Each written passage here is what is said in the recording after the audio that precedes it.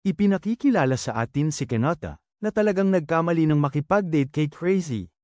At kung hindi pa halata, ang 30 saksak ang tuluyang nagpabagsak sa kanya. Kaya nakuha ni Kenata ang gusto niya sa pinakamasamang paraan. Pero hindi gumanda ang mga bagay-bagay para sa kanya sa susunod niyang buhay. Pagkagising niya, may nakita siyang matanda, pangit na goblin na nakatitig sa kanya. Hindi niya maintindihan ang nangyayari, pero mukhang isinilang siyang muli bilang isa sa kanila.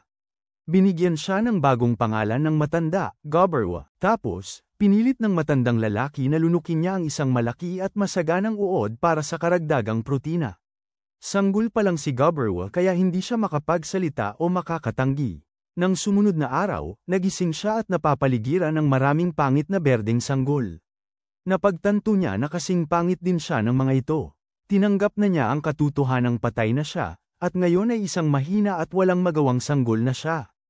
Kaya't inilagi na lamang niya ang araw na yun sa pag-iyak dahil sa pagkawala ng kanyang magandang mukha. Nang ikatlong araw, napagtanto niyang mas mabilis yata lumaki ang mga goblin kaysa sa mga tao. Pero hindi iyon nagbabago, ang katotohanang kalbo pa rin siya. At least nakakagalaw at nakakapagsalita na ulit siya ngayon. Kaya kahit hindi perpekto, minabuti niyang sulitin ang bagong buhay na ito at harapin ang mundo. Sa ika-4 na araw, ang mga goblin na halos malalaki na ay muling nagkita sa matanda na may hawak na isang pinggan ng mga uod para sa kanila. Tinawag silang mga walang pakialam, kaya simula ngayon, kailangan na nilang maghanap ng sarili nilang pagkain. Hindi masaya si Gobberwa sa pagkain ng mga uod, pero puro protina naman ito, kaya kinain niya rin. Pagkatapos noon, kailangan na niyang lumabas sa malawak na mundo, sarili. Paglabas niya ng yungib, nakakita siya ng kakaibang mundo na puno ng iba't ibang halaman at hayop na hindi pa niya nakikita. May isa pang goblin na sumunod sa kanya, at takot na takot ito dahil unang beses pa lang nitong makalabas. Kaya sinikap ni Gobberwa na pakalmeyan ito, sinabing unang beses din niyang makita ang lugar na iyon. Ang pangalan ng isa pang goblin ay Gobkichi, at kahit hindi ito gaano katalino, nagdesisyon si Gobberwa na makipag-team dito dahil sa isang mahalagang dahilan, malakas ito, kaya makakatulong ito sa pangangaso. May nakita silang kuneho sa kagubatan, kaya pinapante ni Gobberwa si Gobkichi. Harapin ng diretso, tumakbo ang kuneho palayo sa kanya, pero bahagi iyon ng plano. Umupo si Gobberwa sa isang puno malapit doon, kaya nang makalapit na ang kuneho, tumalon siya at pinatay ang kuneho gamit ang isang patpat. Napakabisa ng pangangaso nilang ito, pero nang mahuli na nila ang kuneho, nagutom pa si Gobkichi. Kaya kailangan ni Gobberwa na sawayin si Gobkichi, at ipakita kung sino ang masusunod. Matapos siyang pagsabihan, sinimulan na ni Gobberwa ang paghahanda ng kuneho para sa kanilang hapunan. Pinutol niya ang mais, at matapos itong suriin, napagtanto niyang magagawa siyang disenteng armas dito. Bigla na lamang siyang may nakitang notification sa isip, at hindi niya alam kung ano ito, dahil hindi siya tinuruan ng matanda tungkol dito. Pero bago pa siya masyadong makapag-isip, gumaling na si Gobkichi at handa nang kumain ng kanyang parte ng karne.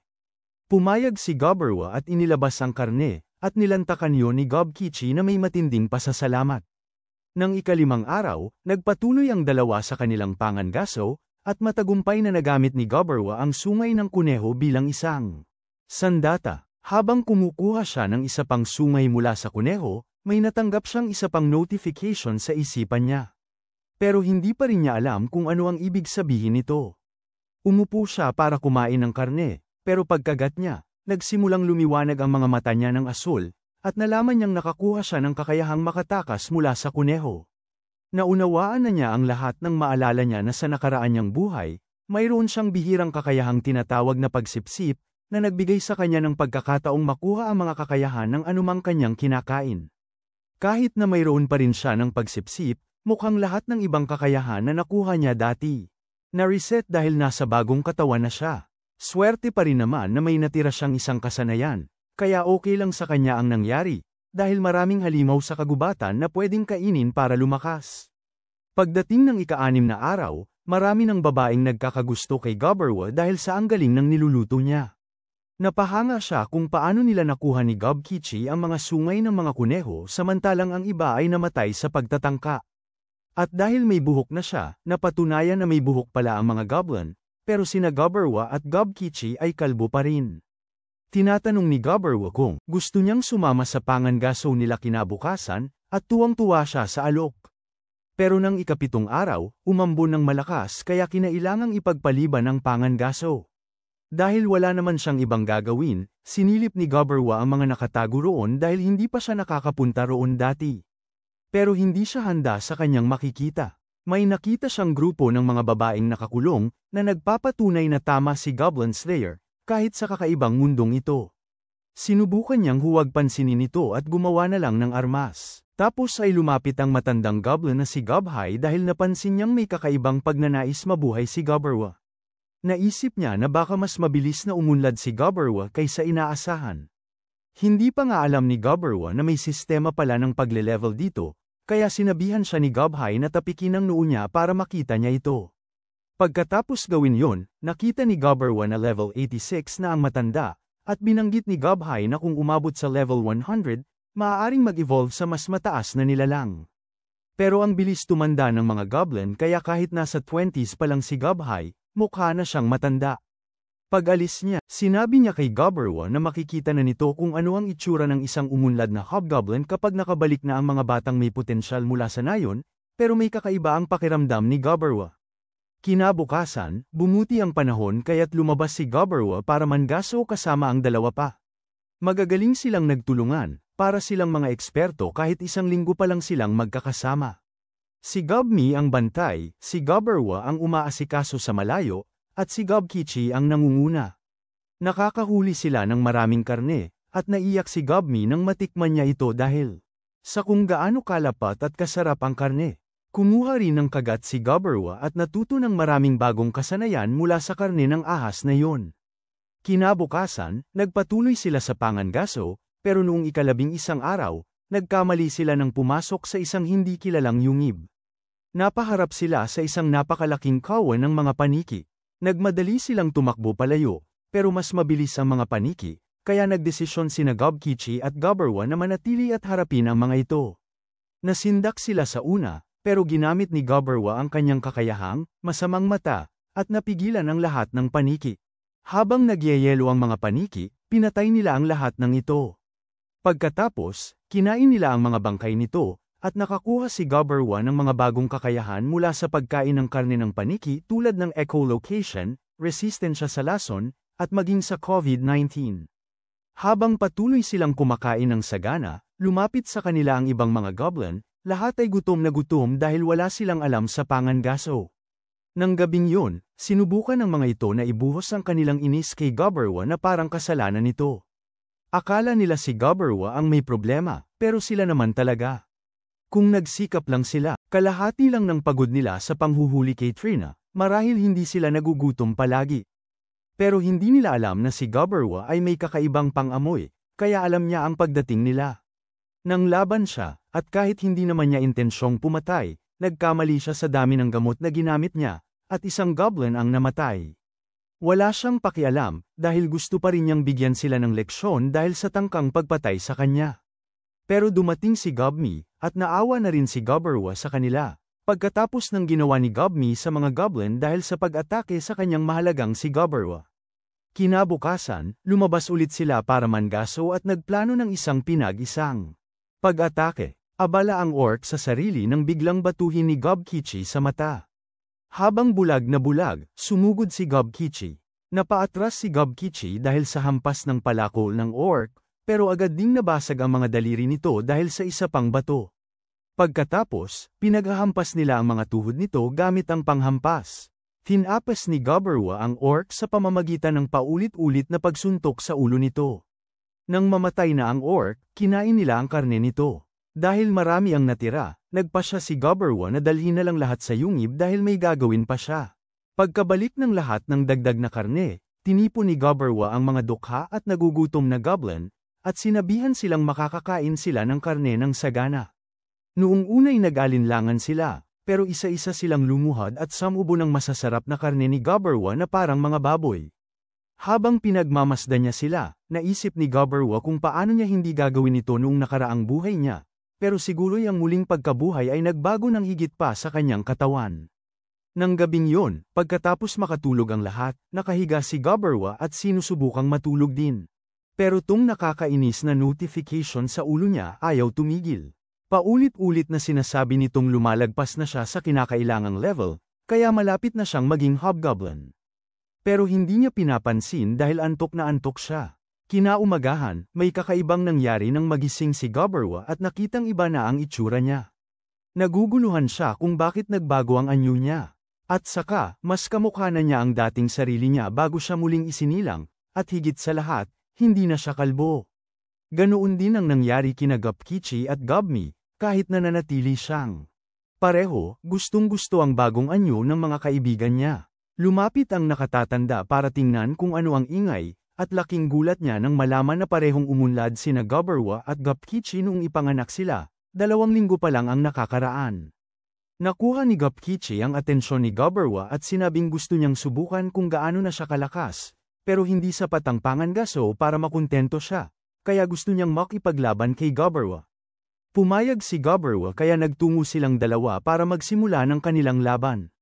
Nagsuntukan sila sa kagubatan at mas malakas nga si Gopkichi kaysa dati, pero kulang pa rin siya sa kasanayan sa pakikipaglaban para matalo si Gobberwa. Naiiwasan ni Gobberwa ang mga suntok at natutamba si Gopkichi. Inaamin ni Gopkichi ang pagkatalo at pinupuri si Gobberwa dahil sa lakas. Pero binibigyan din siya ni Gobberwa ng kredito dahil pagdating sa lakas, si Gopkichi ang pinakamalakas sa lugar na ito. Nang mga sandaling yun, nakarinig si Gobberwa ng mga ungol ng lobo sa malayo at alam niyang may mangyayaring masama. Tinawag niya si Gobmi, na nagtatago malapit para magmasid sa kanila, at sinabihan siyang kunin ang pana ng krus na ginawa nila kanina dahil malapit na nila itong kakailanganin. Habol ng mga lobo ang maraming kuneho pababa ng burol at pagkatapos nilang mapatay ang lahat, tinutukan nila ang susunod nilang biktima, isang mahirap na tao o taong nagsisikap lamang. Tumakbo ng mabilis ang orc, pero hindi siya hahayaan ng mga lobo na makatakas ng madali. Hinabol nila ito hanggang sa maabutin at masaktan.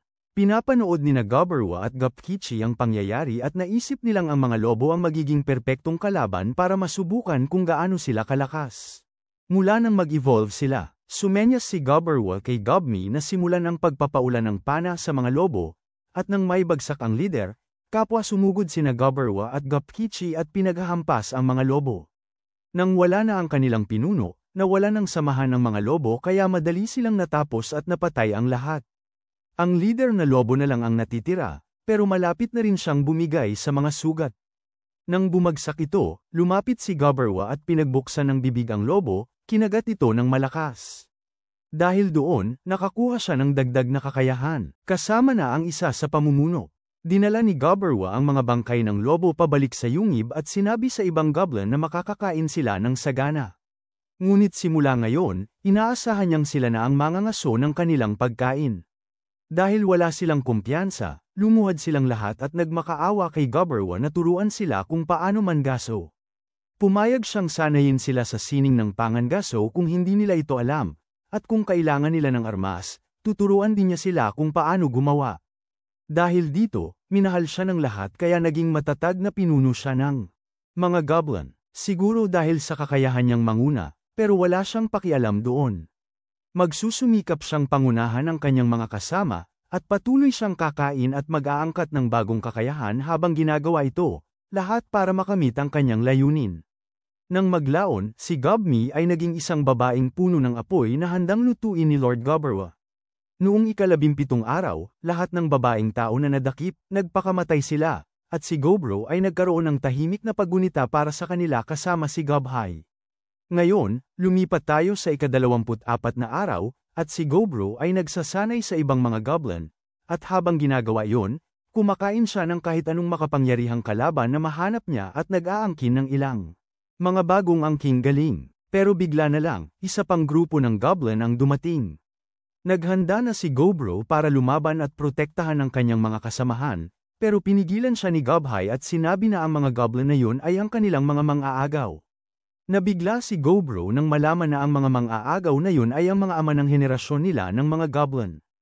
Ang mga mang-aagaw ay nakakakuha ulit ng mga babaeng tao, at masaya ang masasamang goblin dahil sila na ang huling grupo. Lumalabas na ang lakas ng lahi ng goblin ay napakalakas kaya kahit makipag-asawa sila sa ibang uri, patuloy pa rin silang nagkakaanak ng mga goblin. Naiintindihan ni Gobro ang buong proseso ng pagpaparami, pero hindi niya gusto ang nangyayari. Humingi siya ng permiso na siya na lang ang manggalaga sa mga babaeng tao, pero ayaw pumayag ng leader ng mga raider. Handa namang suportahan siya ng grupo niya, pero lalo lang itong nagdulot ng pagkakahati sa dalawang grupo. Bigla na lang may dalawang babaeng goblin na dumating at pinagkalma ang lahat para maiwasan ang isang malawakang kaguluhan. Ang dalawang magaling na babaeng ito, sina Hub Asto at ang mage na si Hub Say, ay nagkaroon ng magandang ideya, magpapaligsahan ang mga lider ng dalawang henerasyon, at ang mananalo ang mamumuno sa nayon. Gusto ng tulisan na bigyan ng leksyon si Gobro, at handa ring makipag-away si Gobro. Mabilis natapos ang laban nang gumamit si Gobro ng kakaibang galaw gamit ang mga sinulid. Hindi maintindihan ng iba kung paano niya yun nagawa. Kaya ipinaliwanag ni Gobro na kusang lumalabas yun sa katawan niya. Nalaman nilang natutunan niya ang kakayahang ito matapos kumain ng isang demonyong gagamba at kaya na siyang gumawa ng telang gagamba. Namangha ang mga babae na may lalaking tulad niya na isinilang habang wala sila, at ipinahayag ni Gobro ang kanyang sarili bilang bagong pinuno ng nayon. Tinanong niya kung mayroong hindi sang-ayon, pero walang nang ahas na hamarang. Sinabi ni Gobro sa mga tao na inutusan niyang huwag silang pakialaman.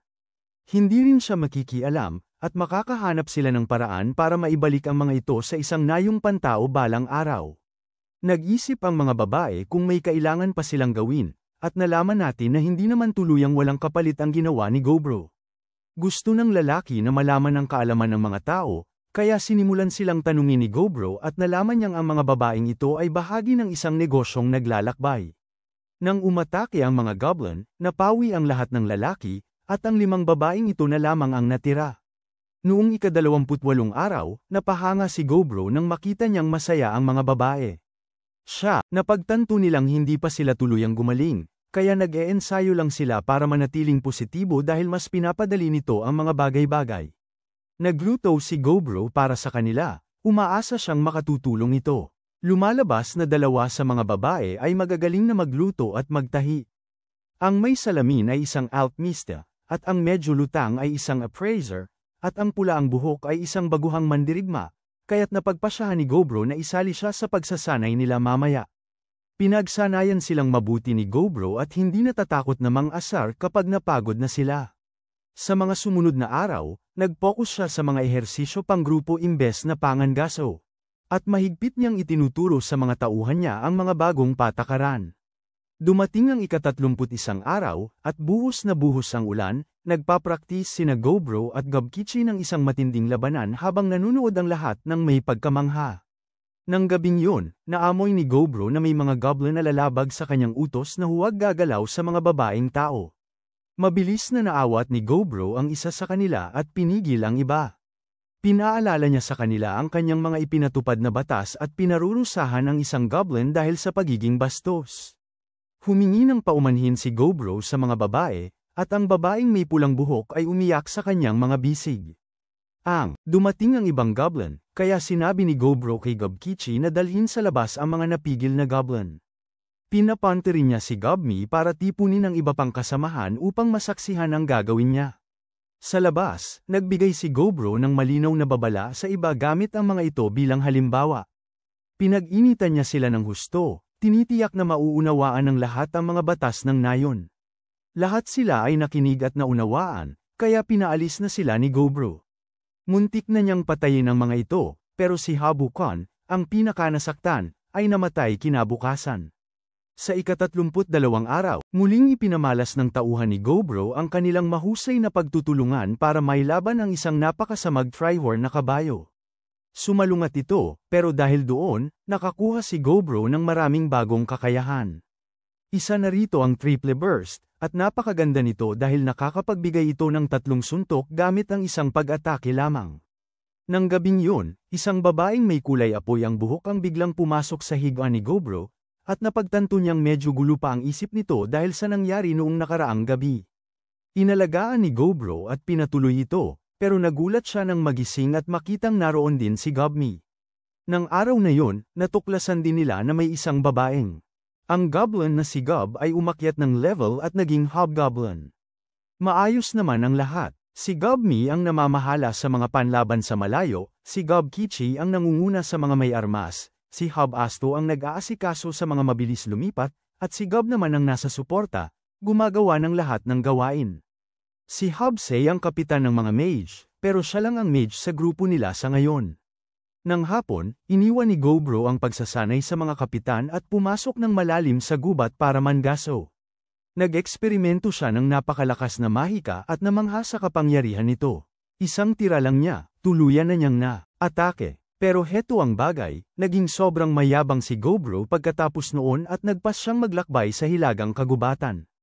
Tapos ay nakarating siya sa isang nakakatakot na lugar na puno ng dugo, at naalala niya ang babala ni Gobhai sa lahat ng goblin na huwag nang huwag papasok sa hilagang kagubatan kahit anong dahilan. Dahil sa loob ay naninirahan ng isang nakapangingilabot na pulang halimaw na kilala bilang pulang oso, at ngayon, yun mismo ang kinaroroonan ni Gobro. Nakita niya ang halimaw na ito na madaling nagwawasak ng isang trihorn na parang wala lang. Ang baluti ng trihorn ay napakahirap para sa kanila kanina, pero tinapyas ito ng oso na parang mantikilya. At kagaya ng lumitaw ang pulang oso, at alam ni Gobro na isang ordinaryong tao ay malamang natatakbo ng mabilis. Pero si Gobro ay hindi ordinaryong tao. Gusto niyang makipaglaban ng harapan sa halimaw na ito, talunin ito, at lamunin upang makamit ang mga pambihirang kakayahan. Handa siyang gamitin ang lahat ng armas na taglay niya, simula sa kanyang mahiwagang kapangyarihan sa unang yugto. Doon sa nayon, nag-aalala si Gobmi dahil matagal na niyang hindi nakikita si Gobro. Hindi rin siya nakita ng iba, kaya lalong lumakas ang pag-aalala niya.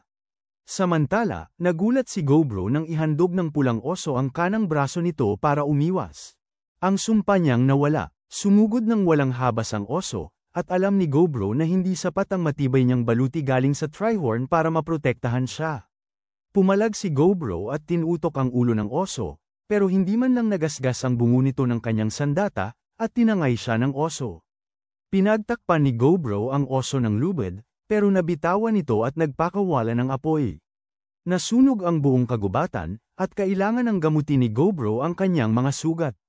Nasaktan siya dahil ngayon lang niya nakita o narinig na may oso palang humihinga ng apoy sa nakaraan niyang buhay. Ang kalaban na ito, lubhang delikado, kaya alam ni Gobro na kailangan niyang maghanda sa mga atake para manalo. Sumugod ulit si Gobro, iniwasan ang hininga ng apoy. Matibay ang halimaw, pero matalino si Gobro at ginamit ang hininga ng apoy laban sa oso, at tinusok niya ito mismo sa bibig. Nangangatwiran si Gobro, pero kulang pa rin. Sinakol siya ng mabangis na oso, at ginawa ni Gobro ang lahat para mabawasan ang pinsala, pero nasaktan pa rin siya sa sobrang lakas ng atake.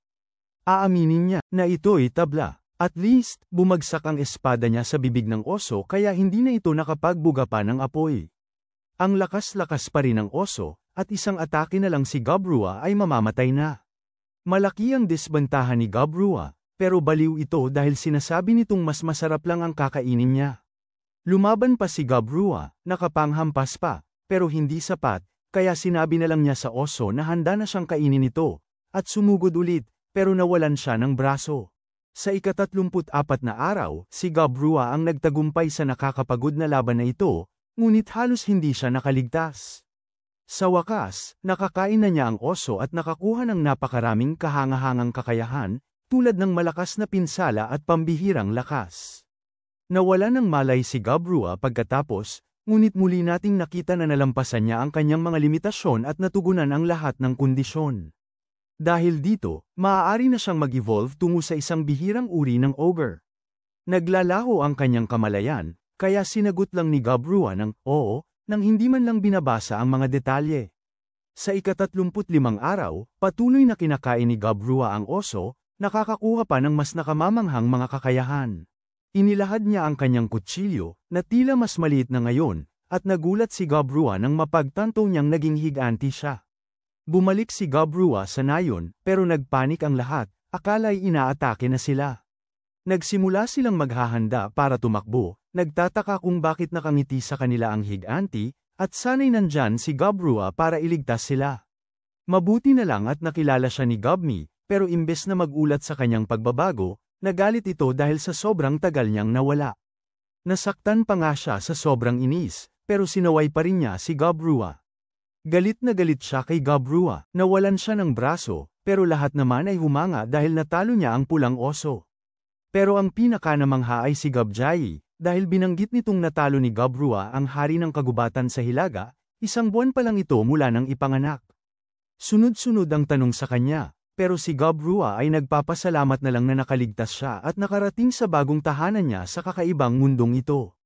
Mula nang maging ogre si Gabrua, si Gobmi ay laging nakakapit sa kanya. Pero bago natin pag-usapan yon, kailangan munang magpalit ng damit ang ating binata. Pumasok siya sa imbakan, silid, at nagulat ang mga babae roon dahil hindi nila siya nakilala agad. Pero nang ipakita niya ang kanyang galing para mapatunayan ang kanyang pagkatao, medyo kumalma na sila. Napansin ng isang babae ang sira-sirang palakol, at gustong-gusto niya itong ayusin. At habang naroon si Gabrua, ipinakita niya rito ang kutsilyong ginawa niya mula sa isang mahiwagang bato. Gusto niyang tingnan ito ni Gabrua. Humanga si Gabrua sa kanyang sipag, kaya ginulo niya ang buhok nito. Mukhang napakasaya niya kay Gabrua. Samantala, naiinggit naman sina Gobmi at ang babaeng may pulang buhok. Selos na selos sila dahil binibigyan ni Gabrua ng pansin ang ibang babae. Pagkatapos ay nilapitan ni Gabrua ang kambal, tingnan kung kumusta na sila. Pero ang dami nilang trabaho para sa dalawa lang sila, kaya humingi sila ng tulong kay Gabrua para dagdagan ang mga tauhan. Dahil humingi sila, napagdesisyonan ni Gabrua na makapagpadala siya ng ilang goblin na babae para tumulong. Tuwang-tuwa naman ang kambal nang marinig yon. Pero namamangha rin si Gabrua kung gaano kabilis ang pagkagusto nila sa mga goblin, kahit na pinatay sila ng mga ito 1 linggo pa lang ang nakakaraan. Nagbiro pa siya na magiging magagandang asawa sila, at mukhang hindi naman tutol ang mga babae. Pero ang pula ang buhok at si Gobmi, ayaw na ayaw nila. Susunod, tiningnan niya ang babaeng may berdeng buhok na abala sa paggawa ng mga potion. Sinuri niya ang isa sa mga vial at alam niyang lason yun, at hindi naman ito itinanggi ng babae. Ginawa niya yun para sa proteksyon dahil una niyang plano na patayin ang lahat ng goblin sa pamamagitan ng paglalason sa kanilang pagkain. Pero nalaman niyang may mga mapagkakatiwalaang goblin tulad ni Gabrua, kaya hindi na niya gagamitin yun. Kinabukasan, napagtanto ni Gabrua na hindi na niya kaya ang dati niyang pagsasanay dahil sa kanyang anyong ogre. Halos mapatay niya ang ibang goblin kahit pa nagpipigil siya, kaya titigil na siya sa pakikipaglaban sa kanila. Sobrang naapektuhan si Gobkichi sa pagkatalo at napagpasyahan. Mga ngaso para mawala ang mga iniisip. At kahit nag-aalala si Gabrua para sa kanya, alam niyang kailangan ng lalaki ng oras na mag-isa. Nagpatuloy ang araw na parang normal lang ang lahat. At sa wakas, nakarelax si Gabrua at nagpalipas ng oras sa tabi ni Hobsey. Kahit na nawalan ng braso si Hobsey sa pakikipaglaban sa isang oso, hindi naman siya gaanong naapektuhan dahil may kakayahan siyang magpagaling. Pero anyway, sinabi ni Gabrua kay Hobsey na gusto na niyang makuha ang libro niya para matapos na niyang basahin, pero hindi siya pinansin ni Hobsey at patuloy lang sa pagbabasa na parang wala si Gabrua. Kinabukasan, isang araw, nagpapahinga at kumakain si Gabrua nang biglang sumugod si Gob sa kanya. May karga itong nasugatang nilalang, tinangka itong gamutin ni Gabrua. Ngunit grabe ang dami ng nawalang dugo, kaya kinailangan niyang humingi ng tulong sa gumagawa ng gamot para makatulong. Pagkatapos ng paggamot, nagising ang nilalang nalito at nagtataka kung nasaan siya at sino ang mga taong nakapaligid. Ipinaliwanag nila ang nangyari, at lubos ang pasasalamat nito dahil naligtas ang buhay nito, kahit na mga estranghero ang mga tumulong. Nagpakilala itong si Returner, at nagkukwento na sinalakay siya ng mga tao kamakailan lang. At dahil doon siya napunta sa ganyang kalagayan, mukhang ang hiyas sa noo ng carbuncle ay napakamahal, parang bilyong gintong barya o kung ano paman. Kaya naman pala sinusubukan siyang makuha ng mga lalaking iyon. Nagmamakaawa ang Returner kay Gabrua na tulungan siyang makatakas sa mga adventurer na humahabol sa kanya dahil alam niyang malapit na siyang mawala. Lumalabas na ang Returner ay isang artipisyal na carbuncle na ginawa ng isang maalamat na mangkukulam noon pang matagal na para magbantay sa kanyang kayamanan. Pero noong pag-atake, ang pangunahing bahagi na nagpapanatili sa kanya ng buhay. Namatay na ng husto, kaya't hindi na siya magtatagal pa. Galit na galit ang amo niya sa mga tao, maging sa kabilang buhay.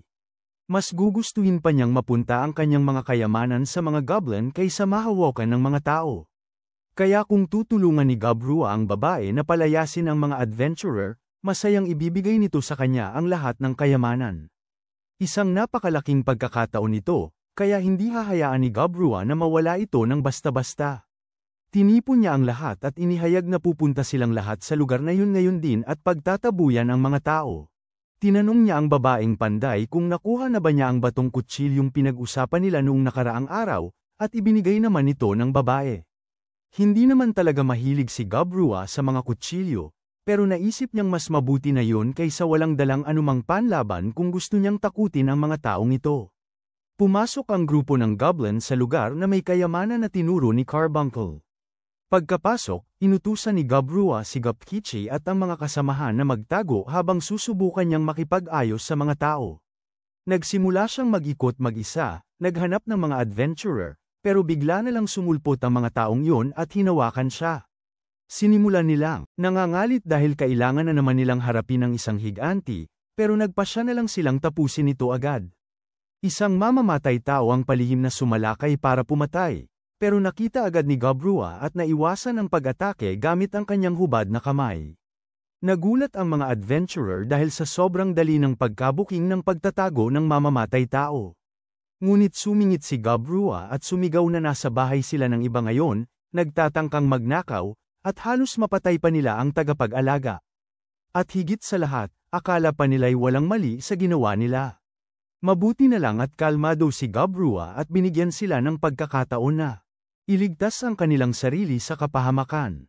Sinugod nila ito, ngunit mahina sila kaya't naiiwasan niya ang mga atake na parang walang anuman. Binibigyan pa rin niya sila ng pagkakataon na umatras bago lumala ang sitwasyon. Ngunit, ang mga tao nga naman, bigla na lang nawawala ng bait kapag may kinalaman ang sentido komon. Kaya kahit halata namang mas malakas si Gabrua, patuloy pa rin silang sumugod hanggang sa maubos na ang pasensya nito at handa na siyang sugurin sila.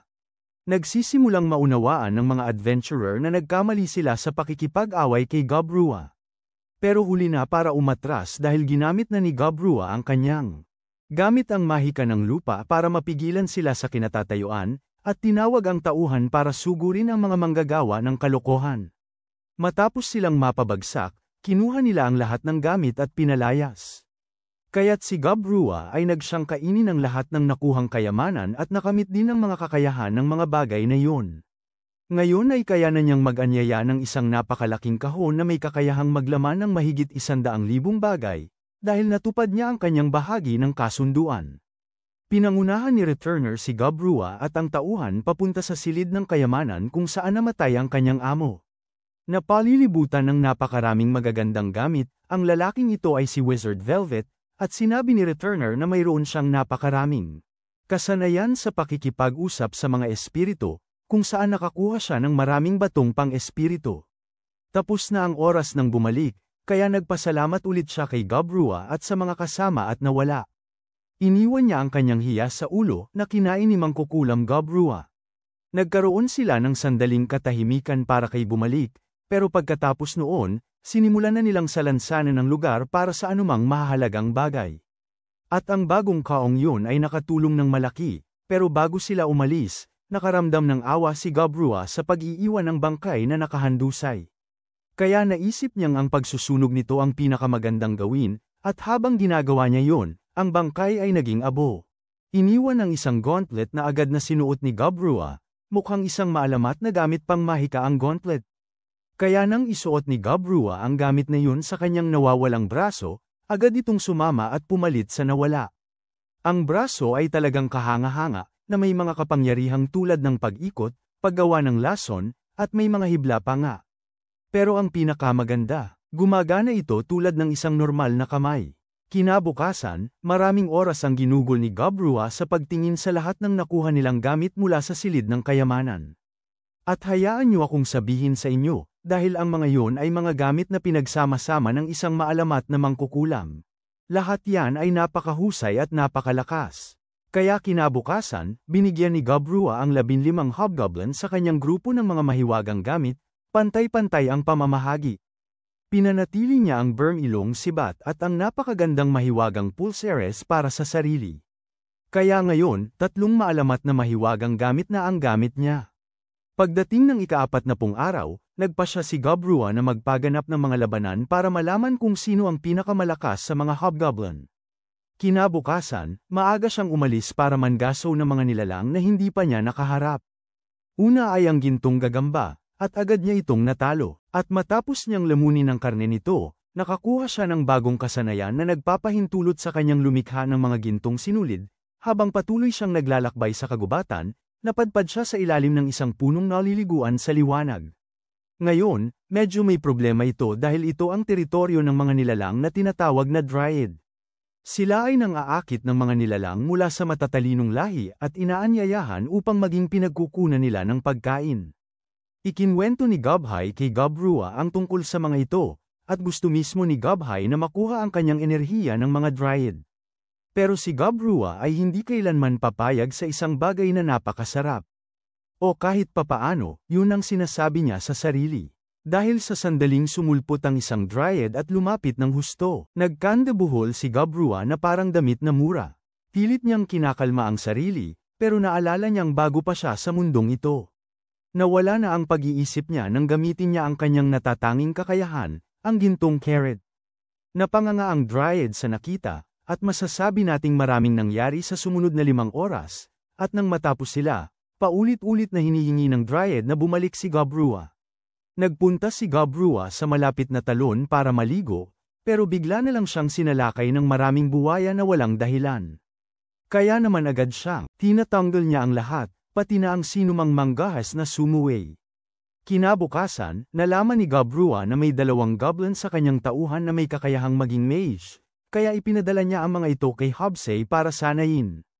Pero hindi siya komportable nang makita ang mukha ni Hobsay na tila ayaw magturo sa ibang goblin. Samantala, bigla na lang nagalit sa kanya lahat ng babae sa yungib, at hindi niya alam kung bakit dahil ayaw nilang magsalita. Kaya nilapitan niya ang babaeng may berdeng buhok, dahil mukhang siya ang pinakamabait sa kanila. Kaya sinabi niya rito na galit ang lahat dahil alam nilang naging malapit siya sa iba nitong mga nakaraang araw. Halata ang marka ng Dryad sa katawan niya, kaya naiinggit sila dahil hindi sila ang una niyang napili. Pati ang babaeng may berdeng buhok ay ganoon din ang nararamdaman, pero imbes na manahimik na lang dahil sa selos, mas pinili niyang ipahayag ang nararamdaman. Alam nating si Gobro ay madaling mapapayag sa mga ganitong sitwasyon, pero si Gabmi ay hindi papayag hanggat hindi rin siya nakakakuha ng parte, at lumalabas na ganoon din ang iniisip ng lahat. Marami pang nangyari. Noong araw na yon, umabot pa sa puntong kinailangan ni Gobro na magpatayo ng soundproof na pader sa kanyang kwarto. Pero hayaan na natin, ang nangyari sa likod ng pader, mananatili sa likod ng pader, naiintindihan mo. At maniwala ka sa akin, wala akong sasabihin kahit ano. Maya-maya, nakaramdam si Gobro na may paparating, at mga mag-aarang elf pala yon. Aatakihin sana sila ng mga tao, akala'y mananakaw ang kayamanan nila, kaya naman nagmakaawa ang mga elf sa goblin para humingi ng tulong. Ang isang elf na ito ay may masamang ugali, pero nag-aalok sila ng pagkain para sa buong nayon na sapat sa 2 buwan. Naisip ni Gabhay na maganda yon, kasunduan, pero si Gobro ay surprisingly tumanggi. Wala siyang pakialam sa sitwasyon nila, gusto lang niyang maging tapat sila sa kanilang pakiusap na tulong. Aatakihin sana siya ng lalaki, pero takot na takot ang lahat dahil sa isang matinding tingin ni Gobro. Pinagbabantaan niya ang lalaki na utusan ang mga nakatagong mamamana na umatras, pero patuloy pa rin ang mga ito sa pagpana, hindi nila alam na wala silang magagawa kay Gobro. Pinatigil ng elf ang pag-atake, at ipinaliwanag ni Gobro kung bakit tinatanggihan ng alok dahil masama lang ang kanyang loob. Anyway, pareho silang nakatira sa kagubatan ang mga goblin kaya kung ang mga taong ito ay magiging sanhi ng gulo, hindi tatutol si Gobro sa pakikipagtulungan. Tapos mamangha ang lahat nang ilabas ni Gobro ang kanyang maalamat na sandata, tinatakot ang lahat ng elf ng sabay-sabay. Hindi pa nga lubos na nauunawaan ni Gobro kung paano gumagana ang bagay na yon, pero kapag tumusok siya gamit yon, nakakagawa siya ng walang katapusang bilang ng sibat na aabot hanggang 100 metro. Pagkatapos ay tumakbo ang mga elf na takot, kaya umaasa si Gobro na hindi na niya sila makakaharap pa. Noong ika-45 araw, nangaso si Gobro at napatay ang 20 kulay abo na putik. Kinain niya ang mga core nito at nakakuha ng maraming kakayahan, tulad ng likido, pagbabagong buhay at automatikong pagpaparami. Sinubukan ni Gobro ang automatikong pagpaparami at natuklasan niyang makakagawa siya ng maliit na kopya ng sarili mula sa kanyang dugo. Nakakakita pa nga siya sa pamamagitan ng mga mata nito, ibig sabihin, magkakaugnay ang kanilang mga pandama. Nagbigay ito kay Gobro ng isang napakahusay na ideya. Noong ika-46 na araw, pinagawa niya sa mga babae ang mga damit na may pantay na gawa sa kanyang dugo. Sa ganoon, ang tela ay magsisilbing tagapagpadala kung sakaling maharap sila sa isang malaking problema. Noong ika-47 na araw, natuklasan ng isa sa mga maliliit na tagabantay ni Gobro na hindi natuto ang mga demuhong elf, at bumalik sila para sa panibagong pag-atake. Sa pagkakataong ito, isang nakakabinging sigaw ang pinakawalan ni Gobro mula sa kalaliman ng yungib, at sa sobrang takot ng mga elf, hindi man lang sila makakilos. Hindi na kinailangang magsalita pa si Gobro nang lumabas siya, basta na lang niya silang dinakma na parang walang anuman. Nagmakaawa ang leader ng mga elf dahil sa labis na pagkapahiya, at tila para sa kanya ay nararapat lamang na mamatay ng paulit-ulit si Gobro. Ang ibang mga elf naman ay humingi ng tawad dahil sa hindi nila napigilan ang kahangalan ng kanilang leader. Napagdesisyonan na ni Gobro ang gagawin, at ito ay isang malupit na desisyon. Ang leader na elf ay nasa kalagayan na, para na ring patay, pero ang iba ay may pagkakataong mabuhay.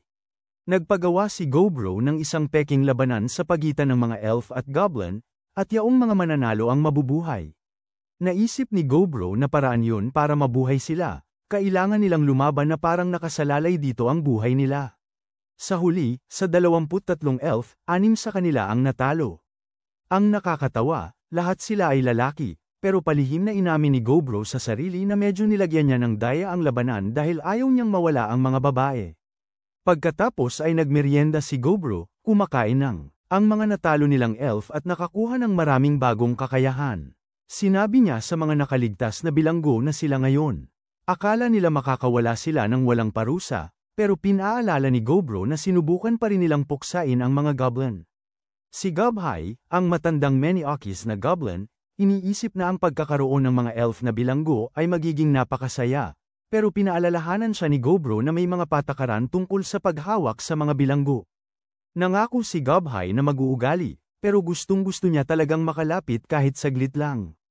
Pagkatapos, pumunta si Gobro para parusahan ang leader ng mga elf. Noong araw na ika-48, nakita natin na umabot si Gopkichi sa level 100. Noong araw na ika-49, lahat ay namangha nang makita na si Gopkichi ay nag-evolve na sa isang espesyal na uri. Ang maitim na pulang kulay niya ay bunga ng pagpapala mula sa demigod ng apoy, at ang kanyang balat na parang bakal ay pagpapala naman mula sa demigod ng digmaan. Ipinaliwanag ni Gopkichi na wala nang nakakalaban si Gobro simula nang maging ogre ito, at nag-alala si Gopkichi na hindi na ito mapapantayan. Pero ngayon ay iba na si Gopkichi, at nagkaroon sila ng isang mahusay na paglalaban sa labas. Natalo pa rin ni Gobro si Gopkichi, pero talagang, nagpakita ng husay si Gopkichi. Sa huli, si Gobro pa rin ang nanalo, pero napatunayan ng laban na si Gopkichi nga ay tunay na karibal niya. Nang gabing yon, si Gobro ay pagod na, nang biglang may kakaibang nilalang ang sumulpot. Nagsimulang humingi ito ng tawad dahil sa hindi malamang dahilan, at binigyan si Gobro ng regalo, na sinabing pinakamaliit na magagawa nito. Nagising si Gobro na lito, at walang ideya kung ano ang nangyari. Nang ika-51 araw, nag-isip si Gobro kung si Gopkichi kaya ang inspirasyon ng iba, dahil may 4 na bagong hobgoblin na sila ngayon. Isa pa nga rito ay may kakayahang maging mage, at ang isa naman ay magiging pari. Ang paring ito ay si Hobuchi, at nangangakong gagamot ng maraming tao. Si Hobsei ay nakaranas ng nag-evolve rin siya, at umakyat ng antas para maging bahagi ng pamilyang Panginoon bilang isang kalahating spell lord. Karamihan sa mga spell lord ay walang ganoong magagandang marka sa kanilang mga braso, pero napansin ni Gobro na kamukha ng mga nasa sarili niyang katawan. Sobrang dami ng mana na dumadaloy kay Hobsei, gustong-gusto na niyang subukan ang kanyang lakas sa labas. Ipinakita niya ang kanyang napakalakas na kapangyarihan gamit ang isang kamanghamanghang pag-atake ng apoy at sinabi niyang kaya pa niyang gawin yun ng kahit 20 beses pa. Napakagaling, pero ang mas nakakagulat, kalahating spell lord pa lamang siya ngayon, at malamang na magiging isang buong spell lord na siya sa susunod. Binibigyan ni Gobro si pangalan ng mga bagong gamit na angkop sa kanyang pag-unlad, at sinabi niya kay Hobbasto na nagseselos na mahabol din niya ito agad. Napagtanto ni Gobro na sunod-sunod ang mga pagbabago lately, at pinaghihinalaan niyang dahil ito sa kanya.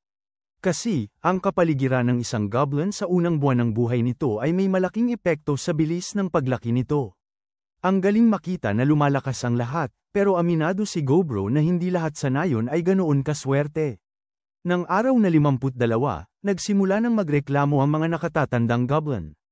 Kanilang tinangka ang kanilang susmarios, kailangan nilang magmadali, pero ang mga batang goblin ay napakabilis, kaya nagdesisyon silang umalis na sa nayon.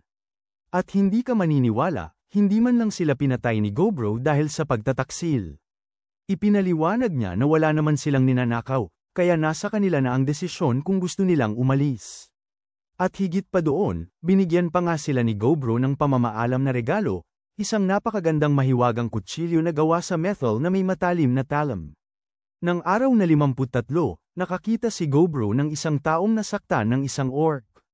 Parang wala ng pag-asa ang lalaki, pero matapos siyang kainin ni Gobro, natuklasan niya na ang lalaki ay may isang talagang kakaibang kakayahan. Umaasa si Gobro na magamit ito sa paraang magpaparangal sa lalaki. Ang kakayahang ito ay tinatawag na pang-akit ng mga hayop. Nang gabing yun, masaya si Gobro na parang isang bata sa Pasko, dahil inamin ng alchemista na nakagawa siya ng inumin.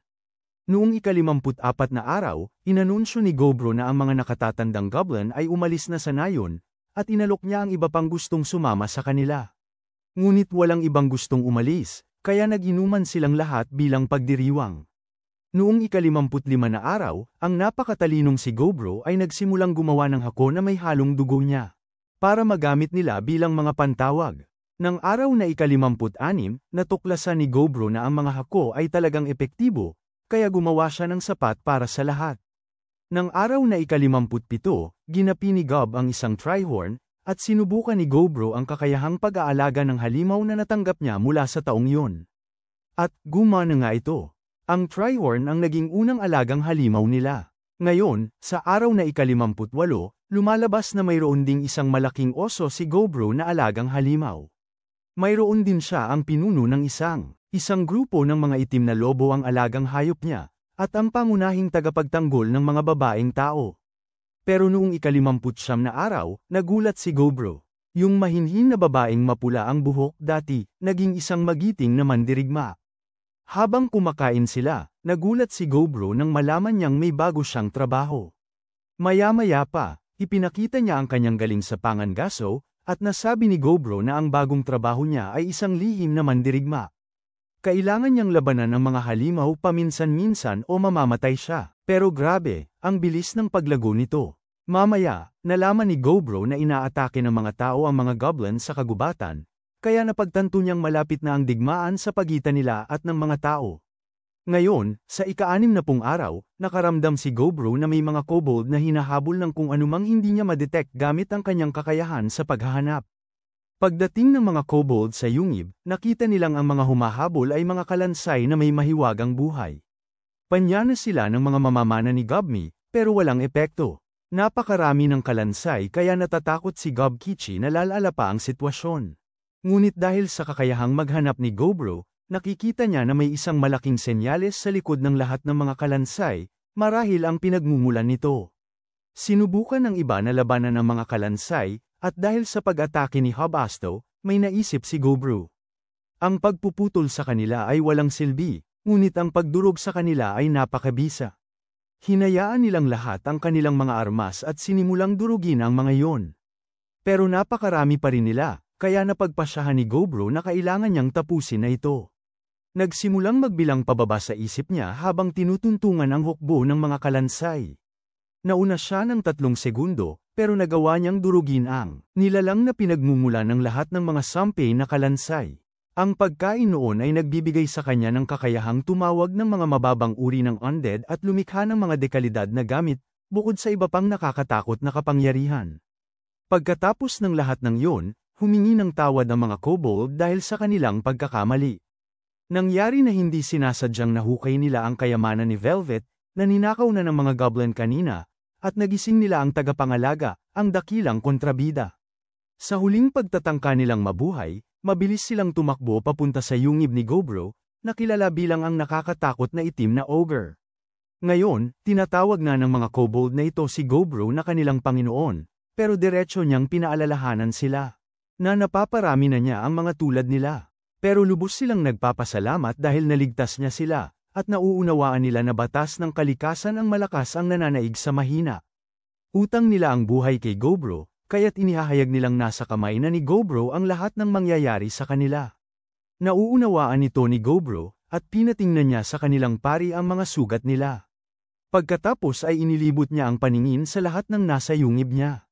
Wala siyang ideya kung paano nangyari ang lahat, pero nakapalibot sa kanya ang isang napakakawili-wiling grupo. Nang araw na ika-61, si Gobro at Gobkichi ay nangaso, at sila ay sumilip. 12 sundalong may daladalang armas ang nagmamarcha. Sinundan nila ito, at ginamit ni Gobro ang kanyang husay sa pakikinig para maunawaan ang plano. Nalalaman nilang balak palang agawin ang anak na babae ng pinunong elf, at tila may isang elf na nagbigay sa kanila ng impormasyon. Pagbalik ng anak na babae ng pinuno mula sa pista, sinalakay siya ng mga tao. Madali nilang napagtagumpayan ang mga bantay at dinakip ang dalaga. Hindi nagpatianod si Gobro, kaya't iniligtas niya ang dalaga at naaresto ang lahat ng mga tao. Nang ika-62 araw, nalaman niya na sisilaki ang hukbong tao sa loob ng 20 mga araw. Kain agad ni Gobro ang 12 tao, at nakakuha ng maraming magagandang kakayahan. Pagkagising ng elf na babae, takot na takot siya kay Gobro. Napansin ni Gobro na may pakpak siya, na hindi naman karaniwan sa mga elf. Sinubukan siyang pakalmeyan ni Gobro, pero kinakabahan pa rin siya, akala niya ay may gagawing masama sa kanya ito. Nakapagpahinga rin siya ng konti pagkatapos uminom ng pampaligtas na tsaa, pero nagalit siya nang sabihin ni Gobro na hindi niya nailigtas ang mga gwardya niya. Sinisi niya si Gobro dahil nanood lang daw ito habang inaatake ang mga ito, pero ipinaliwanag ni Gobro na hindi naman niya problema ang digmaan ng mga tao at elf. Negosyo, sinabi ni Gobro sa kanya na may traidor sa mga elf, kaya dapat mas mag-alala siya doon. Umiyak siya ng husto, kaya sinabi ni Gobro na magpahinga muna siya bago siya ibalik sa kanilang tahanan. Nang gabing yun, kinailangan paalalahanan ni Gobro ang matandang Maniokis na huwag lumapit sa dalagang elf. Nang ika-63 araw, ibinalik nila ang dalaga sa kanyang nayon ng mga elf. Ipinaliwanag niya na ang mga pakpak ay taglay lamang ng mga mataas na uri ng elf, ngunit karaniwan nilang itinatago iyon sa loob ng kanilang katawan. Hindi dapat yun ipakita sa iba, ngunit natututo pa lamang siya kung paano yun kontrolin, kaya minsan ay lumalabas ito. Pagdating nila, nadama ni Gobro ang 25 mamamana na nakatutok sa kanya ang mga palaso na may mga ulo ng mithril. Mabuti na lang at lumapit ang anak na babae ng pinuno at sinabi na iniligtas siya ng ogre. Nagpakita ng pasasalamat ang pinuno sa pagliligtas sa kanyang anak, pero nilinaw ni Gobro na hindi ito dahil sa kabutihang loob lamang. Gusto niya ng gantimpala at naisip na ito ang pagkakataon niya upang makita kung paano humuhusga ang pinuno. At nakita natin na ginantimpalaan siya ng pinuno ng pana na tinatawag na Failnaught, isang kayamanan ng pamilya at mahiwagang bagay. Nagulat ang anak na babae na ibibigay niya ito, pero ipinaliwanag ng pinuno na maliit na halaga lamang ito kapalit ng kaligtasan ng kanyang anak. Okay lang kay Gobro yun, kaya nag-alok siyang magbigay ng impormasyon sa mga elf tungkol sa kilos ng hukbong tao kapalit. Naging magkaibigan na ang dalawang grupo, at binigyan ng mga elf ang mga goblin ng maraming gamit na mithril. Tinanong ng pinuno kung may alam sila tungkol sa kanilang mga nawawalang piling mandirigma, pero nagkunwari si Gobro na walang alam. Para magpasalamat, binigyan pa nga siya ng pinuno ng magandang alak. Nangako si Gobro na tutulong sa kanila anumang oras, at nang gabing yun, namangha siya sa sarap ng alak. Nang ika-64 na araw, laking gulat ni Gobro nang makita niya si Gobmi. Umakyat ng level at naging isang mas mahinang bar yan. Bukod pa doon, may 8 silang bagong hobgoblin na kasama. May bagong kapangyarihan na rin si Gobmy.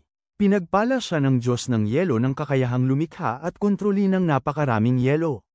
Ang kanyang masamang mata ay nakakaakit pa nga ng mga kaaway para mag-away-away. Para bang nakikilala ni Gobro ang bagong anyo niya, pero hindi niya matukoy, at si Gob din ay nag-evolve at ngayon ay kalahating Panginoon ng Lupa. Ang mga Panginoon ng Lupa ay nakakakontrol sa lupa at nagpapalakas ng kanilang katawan. Mayroon pa siyang magic na kidlat para mahanap ang mga hiyas, at si Hobasto naman ay naging isang duguan na Panginoon. Kaya niyang kontrolin ang dugo at gawing armas. May mga kakaibang tattoo rin ng mga goblin, iba't iba ang pwesto. Naniniwala silang nagbibigay sa kanila ng kapangyarihan ang mga tattoo, kaya gustong-gusto ni Gobro na matuto pa.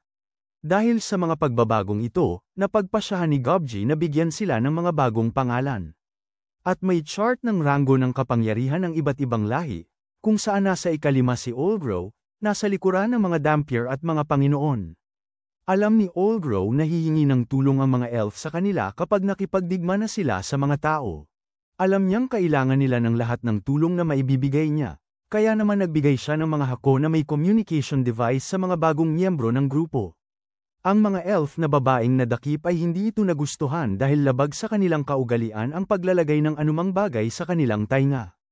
Pero hindi nawala ng pag-asa si Olgro, gagawin niya ang lahat para mabago ang kanilang pananaw. Isinama ni Olgro ang mga bagong miyembro sa pagsasanay. Gumamit siya ng kanyang kakayahang magpatawag ng mga undead at tinawag niya ang maraming kalansay para sa isang hands-on sparring. Binigyan pa niya ng mga armadura ang mga ito, dahil mas malakas ang kalansay kapag mas maganda ang suot nitong armadura.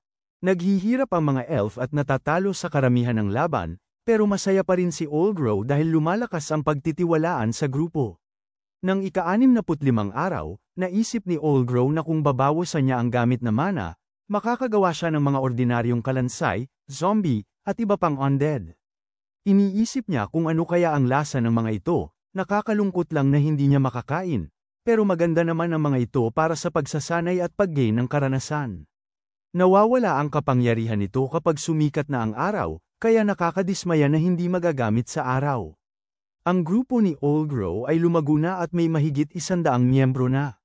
Ang mga kobold naman ay nasa mahirap na kalagayan, kaya mas kailangan nilang magsikap ng husto kaysa sa iba. Pagkatapos ng away, nag-alala si Olgro na masyadong maraming kinakain ni Gobfo na bulok na karne. Pero sa tingin ni Gobfo ay masarap yun.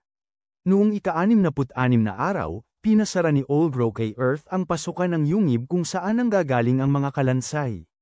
Nagpadala rin siya ng mga kobold para mangaso ng higit pang mga lobo na pwedeng maging kasama. Mas mabilis pa sa inaasahan ng mga kobold at nakakuha sila ng 20 lobo. Habang pauwi, nakasalubong nila ang isang malaking baboy ramo at agad itong pinatay ni Earthy. Mamaya, ibinalita ng babaeng panday na naayos na niya ang palakol na nasira ni Olgro habang nakikipaglaban sa isang pulang oso. Binago niya ito gamit ang pinaghalong batong espiritu, bakal, at mithril. Humanga si Olgro, at ibinahagi ng dalagang panday na nakapag-upgrade na siya bilang isang elemental na panday. Noong ika-67 araw, inamin ni Ogre Akichi na may gusto siya kay Earthy. Nakakagulat na alam na pala ni Olgro, kaya ipinaliwanag ni Ogre Akichi na nangangailangan siya ng tulong dahil hindi niya alam ang gagawin.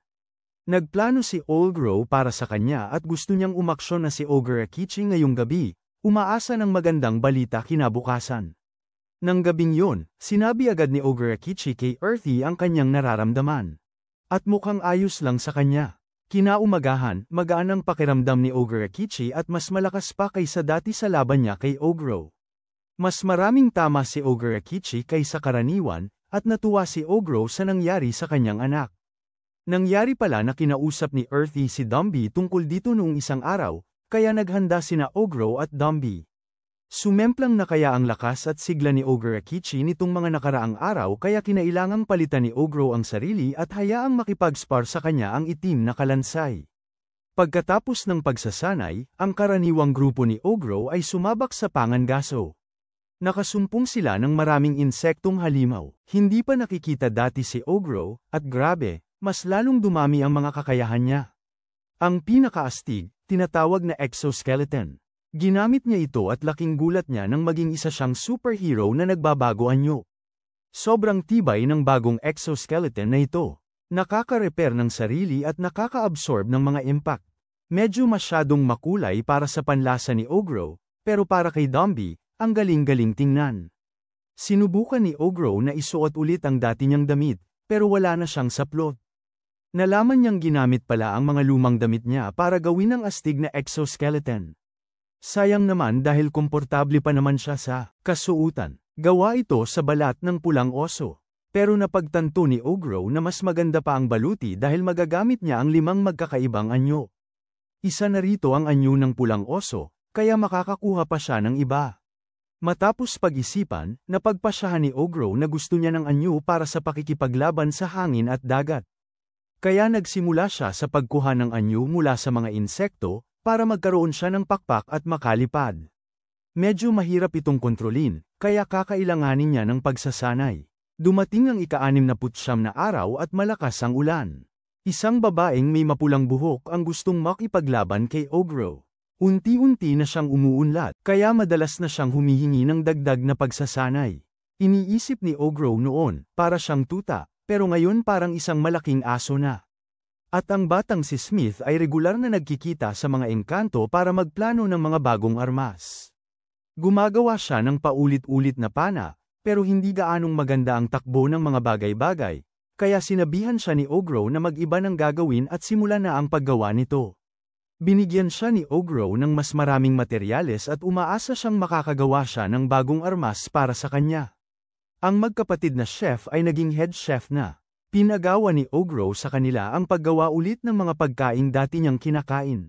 Parang merienda lang ang buhay.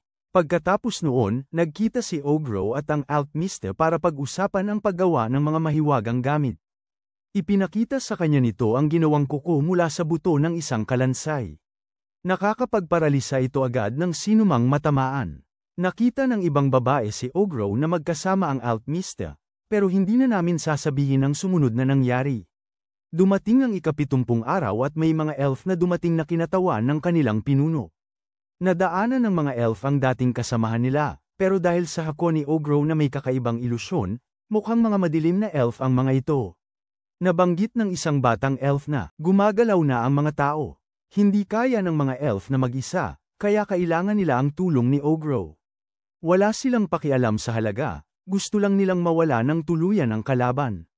Pero ganito yun. Kung umatras si Ogro, wala nang silbi ang kasunduan.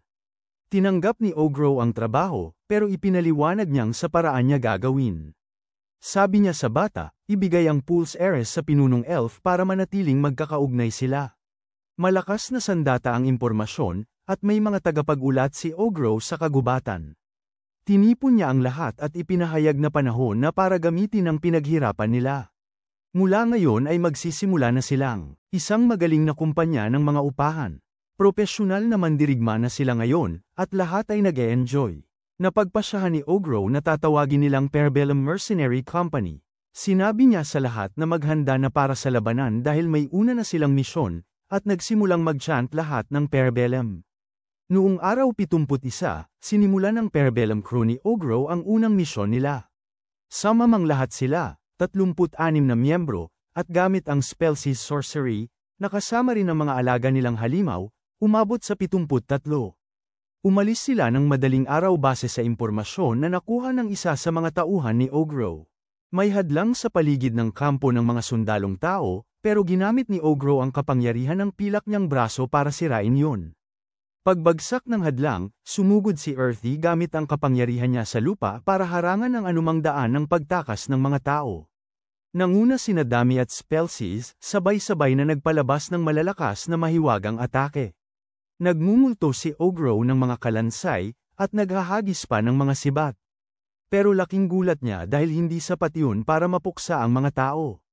May isang babaeng knight na nangunguna sa depensa nila, kaya't binigyan siya ni Ogro ng isang makapangyarihang pagpapakilala ng sarili.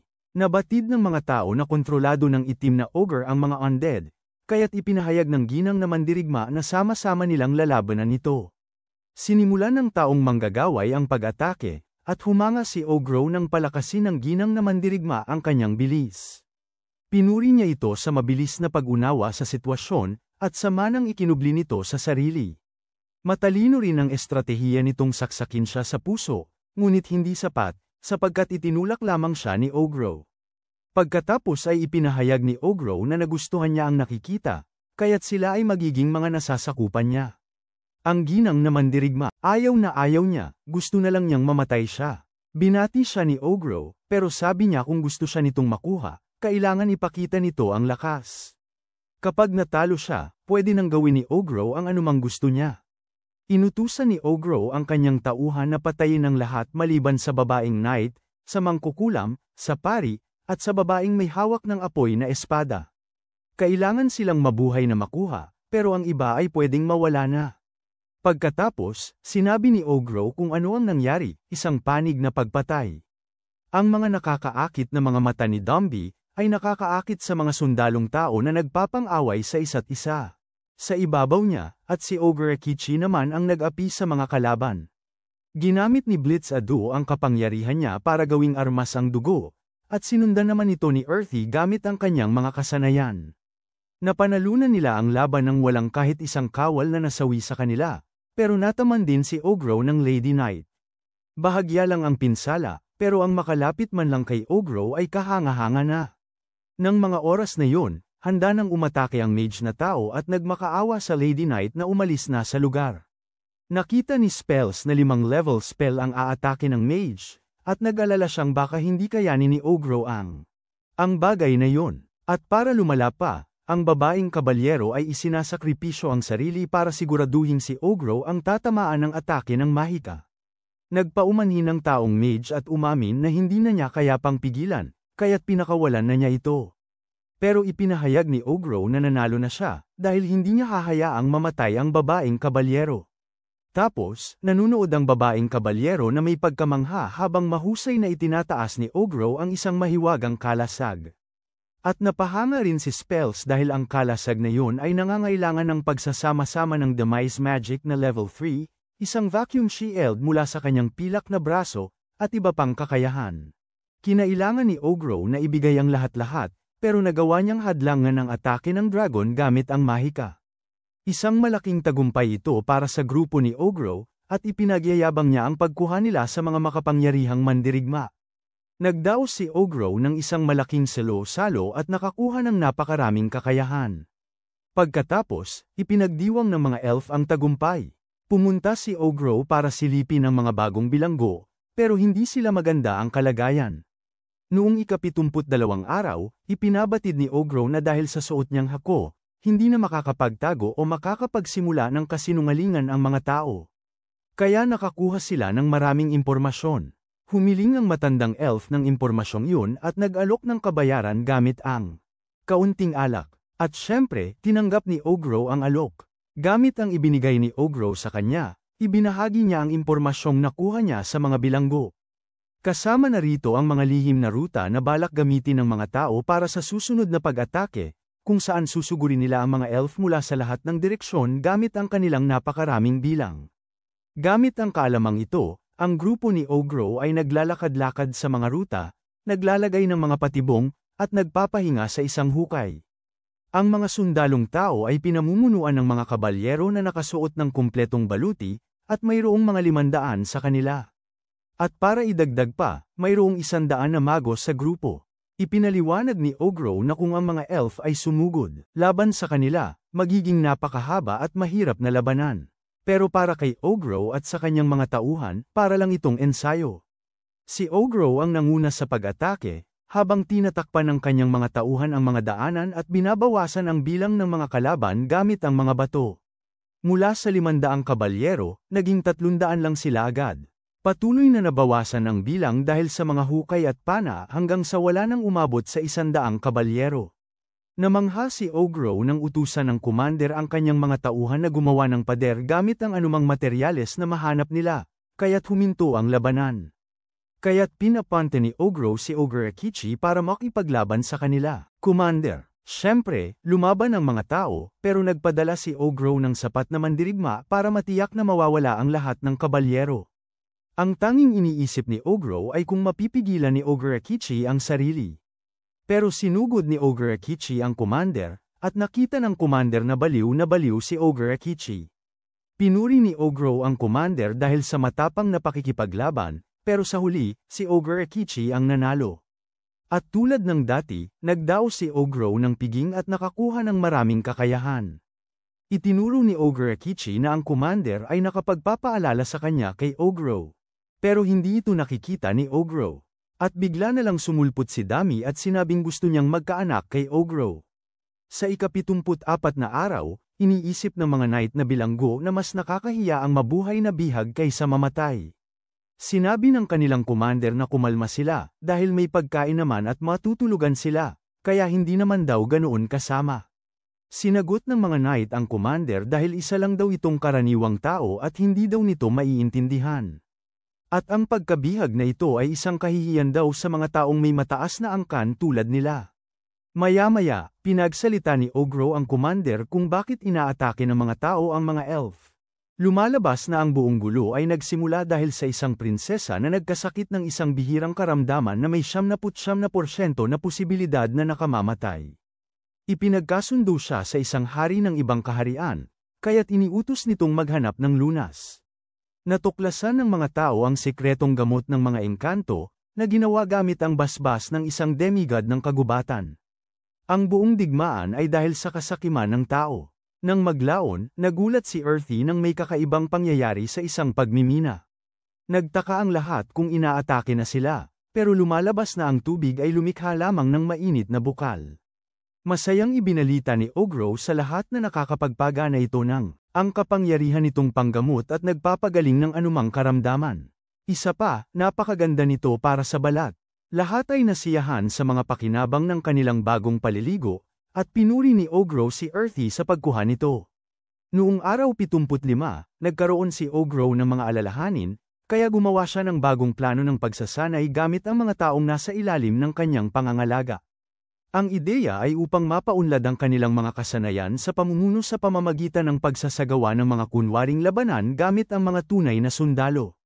Kailangan nilang magbigay ng mga utos sa kanilang mga sundalo na handa na, at mananalo sila kung matatalo nila ang pinuno ng kabilang grupo. Si Ogro mismo ay nanunood sa gilid bilang tagapag-obserba. Halimbawa, si Spells ay nagbibigay ng mga utos sa ang mga tropang depensa, at si Dami ang nangangasiwa sa mga mamamana. Magaling sina Dami at Spells sa pamumuno, pero sina Ogre Akechi at Bloody Sado ay hindi makakuha ng kahit isang panalo. Pinapanood sila ng mga tao at hindi maintindihan ang nangyayari dahil mga goblin ang nagsasanay ng mga bagay na pangmilitar. Sabi ng commander tapos na ang kanyang paglalaro at gusto na niyang makipaglaban kay Ogro ng isa-isa. Napahanga si Ogro sa tapang niya, gusto pa rin siyang labanan ng lalaking ito kahit na natatalo ang mga kasamahan nito.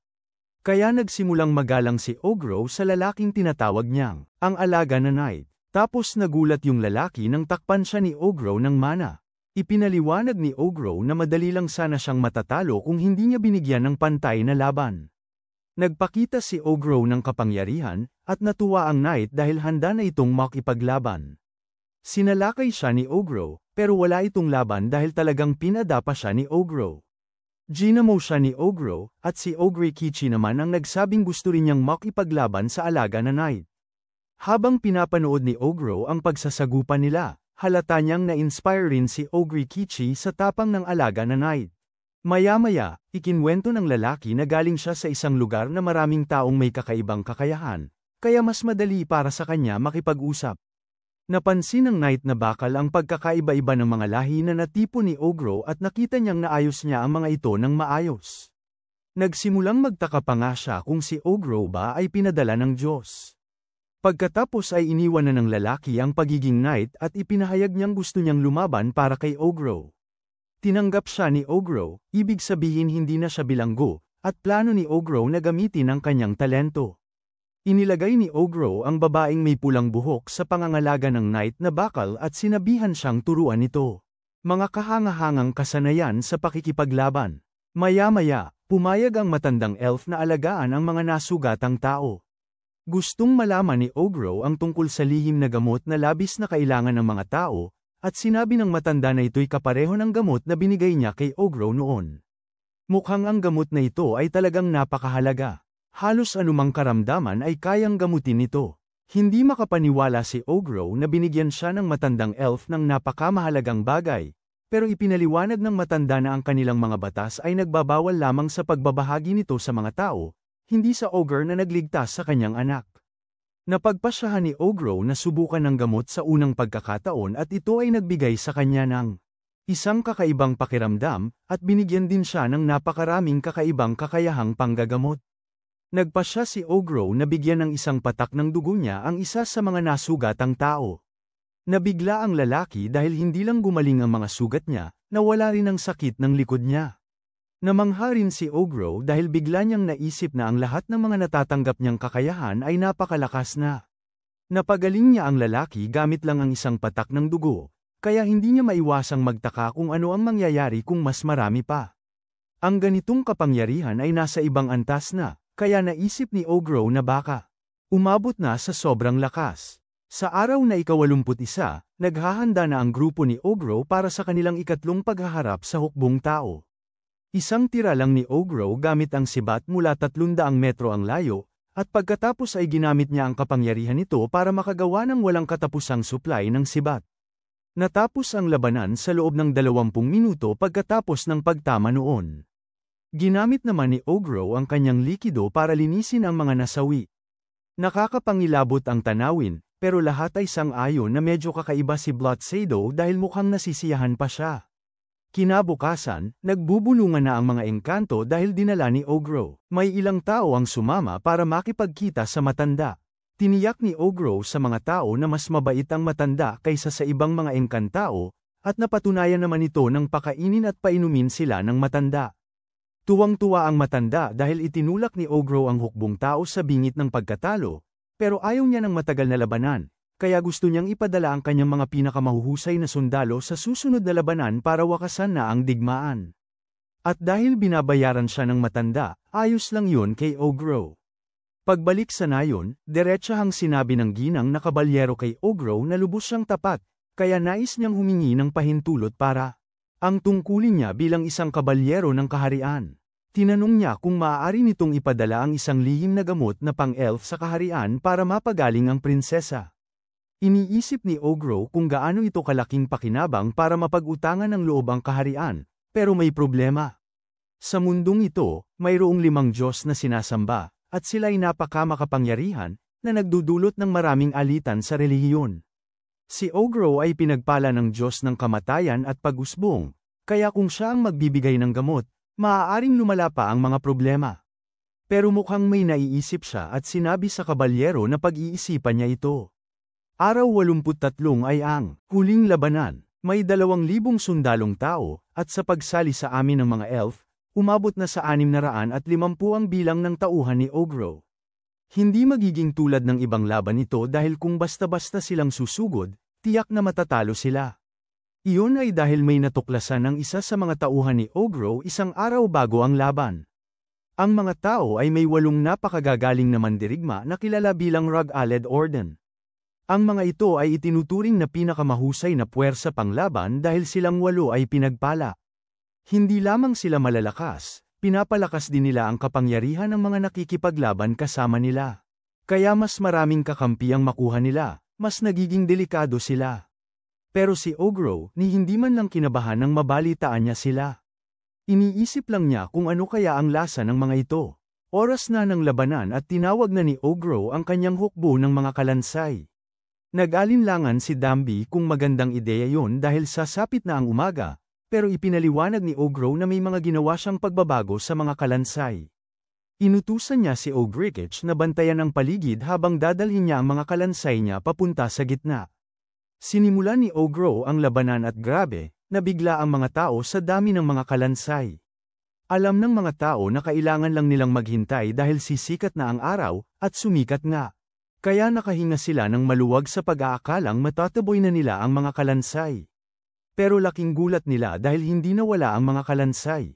Lumalabas na may nilagyan si Ogro ng malagkit na bagay ang mga kalansay para makalaban pa rin sila sa araw. Nakaya naman ng mga kalansay, pero pinapante ni Ogro ang mga ito para tumulong sa iba dahil mag-isa na niyang lilipulin ang natitirang mga sundalo. Habang naghahanda siya para sa isang malakas na pag-atake, iniisip ni Ogro kung paano magugunaw ang buong hukbo kapag natalo na niya ang mga sundalo sa gitna. Samantala, isa sa mga mandirigma ang papalapit na, pero galit siya dahil kailangan niyang sumama sa nakakaboring na digmaang ito. Akala niya kailangan lang lumaban ng mas matapang ang mga tropa, pero pinaalala nila sa kanya na hindi sila kasing lakas niya. Nang makita ni Brave si Ogro na naghahanda, napagtanto niya na ang labanang ito ay maaaring maging kawili-wili.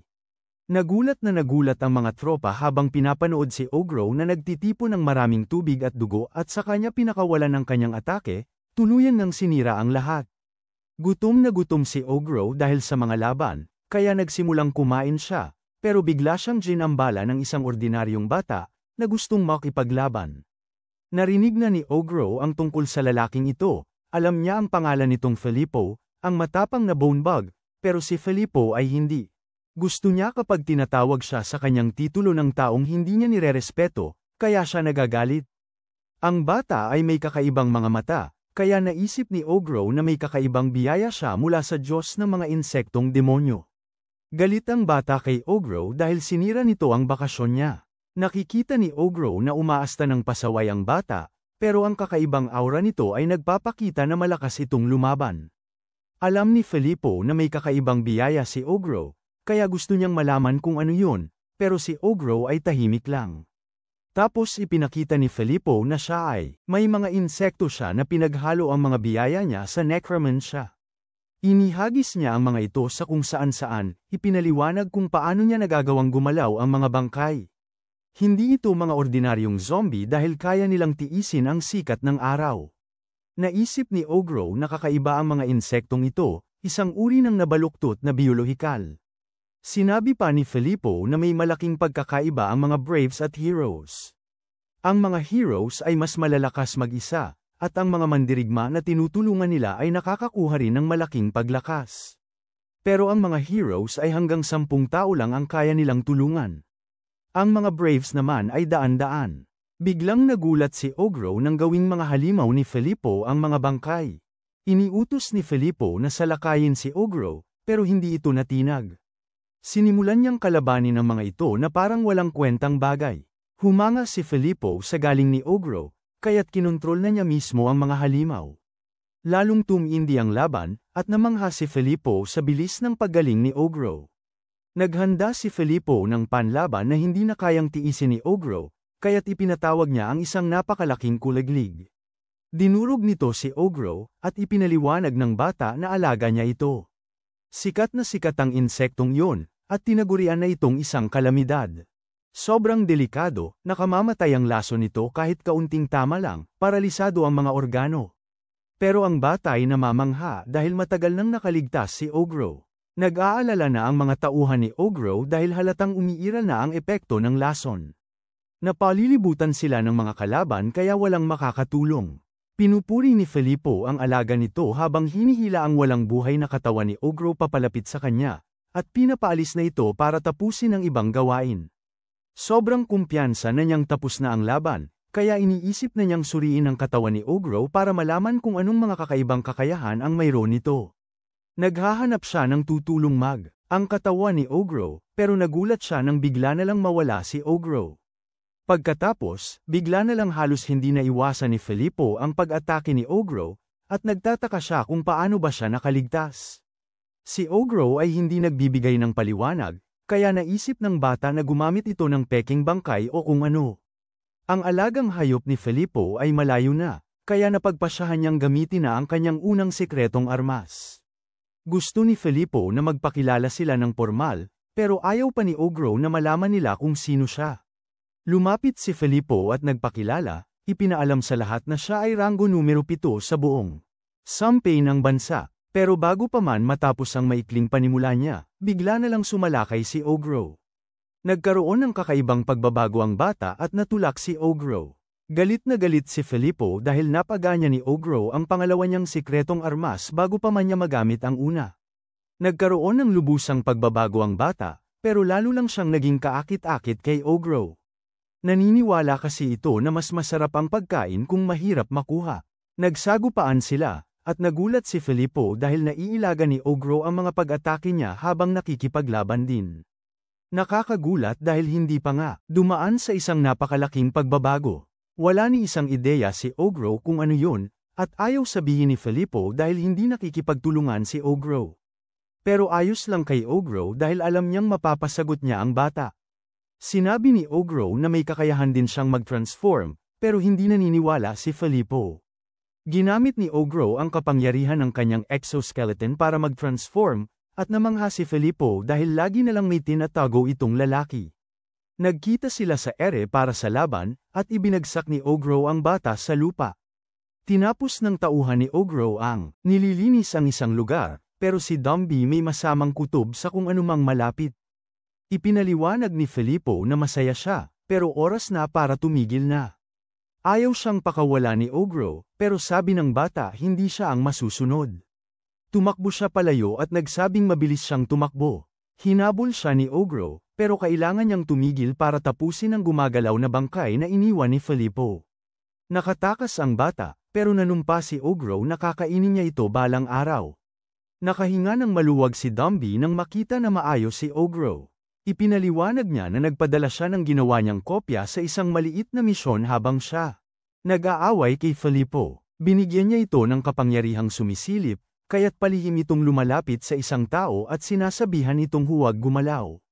Lumalabas na ang taong kinausap nito ay ang magiging hari ng bansa at ang pinuno ng hukbong pandigma. Sinabi ng replika na wala silang interes na ipagpatuloy ang digmaan. Nagtataka ang commander kung sino ito, pero sinabi lang ng replika na tingnan niya ang kanyang baluti. Lubos na nagulat ang commander nang ipaliwanag ng replika na ang sisidlan ay mayroong mahiwagang gamot na panggagamot sa prinsesa. Ang malamig na itinuro ng replicant na ang kanilang mga tropa ay sa wakas ay makakapahinga na at hindi na kailangang magsakripisyo ng kanilang buhay ng walang kabuluhan. Samantala, alam ni Ogro na madali niya sanang maalis ang future king, pero alam din niyang magiging dahilan yun para sugurin sila ng buong puwersa ng kaharian at lipulin ang mga elf.